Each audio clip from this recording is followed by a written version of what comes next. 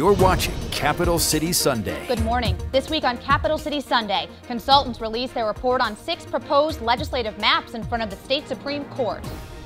It is entirely possible to produce maps in Wisconsin that comply with good government criteria for redistricting. A UW-Madison law professor breaks down what those consultants found and the ways Republicans might appeal to the U.S. Supreme Court.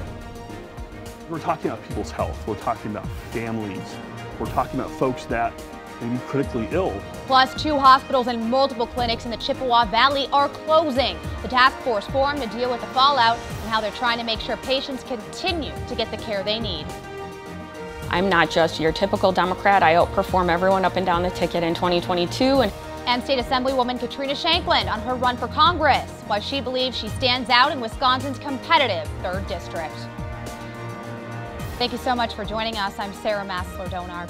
The consultants hired by the Wisconsin Supreme Court to analyze proposed legislative maps released their report this past week. They concluded maps proposed by the Republican-controlled legislature and the conservative law firm Wisconsin Institute for Law and Liberty are gerrymanders. They said the 4 other maps, including ones from Governor Tony Evers, are similar to each other, and they create a competitive environment.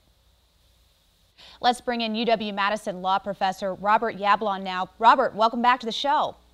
Good to be with you. So what did the consultants see in these maps from the legislature and the conservative law firm that led them to the conclusion that they're partisan gerrymanders? Well, the consultants were, really blunt about that. They called them partisan gerrymanders. They said that on looking at the social science metrics that are usually used to evaluate partisan gerrymandering, that these maps had a, quote, extreme level of partisan bias. And they also assessed the argument that the legislature made that to the extent that there is an advantage for Republicans in the maps, that it's just an inevitable byproduct of the state's political geography. And they say in the report that there is compelling evidence to the contrary, that it is entirely possible to produce maps in Wisconsin that comply with good government criteria for redistricting, making sure that districts are compact, that political subdivisions aren't excessively split, and still avoid the sorts of partisan skews that you see in the map from the legislature. Robert, can you break down political geography for us? It's that argument, as you said, the Republicans have used to defend these maps. What does that mean for the people who may not be sure exactly what that is? Yeah, well, the argument from the Republicans is essentially that because Democratic voters in Wisconsin are especially concentrated in the state's urban areas, in Madison and Milwaukee, that means that they're not efficiently distributed, and Republicans are somewhat more efficiently distributed. And so you would expect that it's then easier for Republicans to elect their preferred representative. And it's that argument that the consultants really attempt to dismantle and say, look, we received other maps that comply at least as well as the legislature's map with those traditional redistricting principles and that avoid the sort of skews that the legislature's map has. As for the other 4 map proposals here, Robert, why are the consultants leaving it up to the court to decide if they're constitutional or not? The consultants essentially say that looking at the metrics that they were asked to evaluate, those maps are very similar. They have some strengths and weaknesses on particular metrics, but the consultants essentially said it's your job, not ours, to decide how you ought to prioritize those metrics.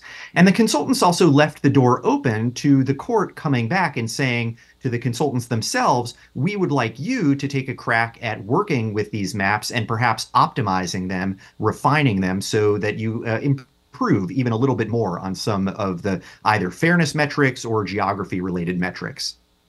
I want to build off of what you just said there. Now, the future of the maps is in the hands of the state Supreme Court, whatever they decide.